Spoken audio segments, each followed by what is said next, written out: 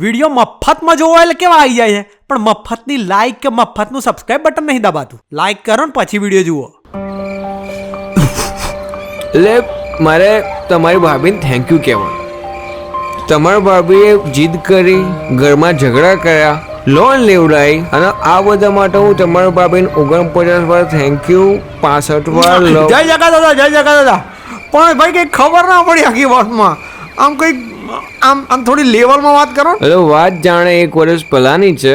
તમારા ભાભીએ મને કીધું કે આપણે ગિફ્ટ સિટીમાં ઘર લઈ લઈએ. મને એમ થયું કે યાર ગિફ્ટ સિટીમાં મોંઘું ના પડી જાય, નરોડા કેમ ક્યાંક લઈ લઈએ 15 લાખમાં. અને આજે ફાઇનલી આજે મારા ડિસિઝન પર ભાઈ ખુશી થાય છે.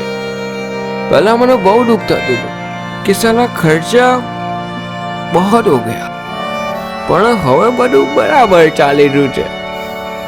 એમ થાય છે કે આઈ એમ હેપી. આ બધામાંથી શીખવા મળ્યું એક કે બૈરી હંમેશા સાચી હોય છે.